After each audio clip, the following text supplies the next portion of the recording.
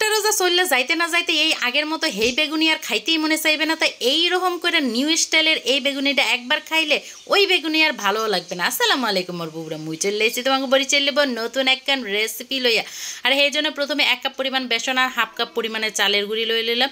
দিয়ে দিলাম পরিমাণ মতো নুন, মরিচের গুঁড়া, হলদির গুঁড়া, দিয়ে দিলাম একটু কাবাব মশলা, দিয়ে দেবেন সামান্য একটু ধনিয়ার গুঁড়া আর বিট লবণ। বিট লবণটা অবশ্যই দেওয়ার চেষ্টা করবেন, এতে করে বেগুনির টেস্টটা অনেক মজা হয়।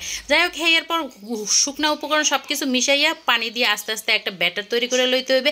ব্যাটারটা যখন মোটামুটি ঘন হয়ে আইবে তখন এর মধ্যে হাফ চা চামচ করে আদা রসুন বাটা দিয়া আর একটু পানি দিয়ে সুন্দর মতো পাতলা একটা ব্যাটার তৈরি করে লইতে হবে।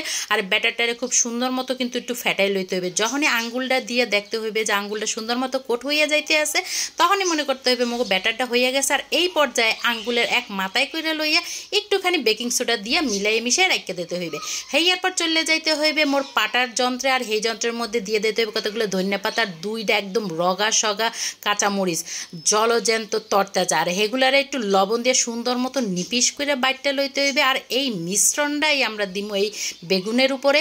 আর এই বেগুনটার একটু মোটা মোটা করে কিন্তু মুই কাটতে লইছি, বেশি পাতলা করলে মোর দ্বারে আবার বেগুন মুখেই লাগে না, সেই জন্য কিন্তু মুই এইরকম একটু মোটা করে কাটতে লই।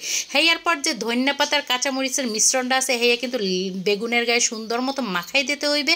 আর এখানে কিন্তু আলাদা করে আর কোনো লবণ দেওয়ার দরকার নাই, কারণ এই মিশ্রণের মধ্যে পর্যাপ্ত পরিমাণের লবণ কিন্তু মুই দিয়া লইছি। তো এইরকম করে বেগুনের হগল গায়ে লাগাই দিতে হইবে বেগুনটি। আর এই লাগানোর পর কিন্তু বেশিক্ষণ ওয়েট করা যাইবে না, বেগুনিগুলো সুন্দর মতো ব্যাটার মধ্যে চুবাইতে হইবে আর গরম গরম তেলের মধ্যে ভাজা লইতে হইবে। আর একটুখানি যদি রাইখা দেন হ্যালে কিন্তু এর মধ্যে পানি ছেড়ে দেবে আর মশলাটাও কিন্তু বেগুনের গা দিয়ে ছেড়ে যাবে। যাই হোক, গরম তেলের মধ্যে দিয়ে সুন্দর মতো উল্টাইয়ে পাল্টাইয়ে হগলভাবে সুন্দর মতো ভাজা লইতে হইবে, একদম মচমচা করে। একটুখানি মিডিয়াম লো আঁচের মধ্যে সময় নিয়ে ভাজতে হইবে, হেলেই কিন্তু বেগুনির উপরের লেয়ারটা মোটামুটি মচমচা হইবে। ভিতরে যেহেতু ধনিয়া পাতা আর কাঁচামরিচের একটা লেয়ার দিছে, এই জন্য কিন্তু একদম কুড়মুড়ে হইবে সেইটাও বলবো না, কিন্তু অনেক মচমচা হইবে। মোর এই রেসিপিতে এইভাবে বেগুনটা বানাইলে শব্দ হইনে কিন্তু বুঝতে পারছেন যে উপরের লেয়ারটা কিন্তু মোটামুটি ভালোই মচমচা হয়েছে।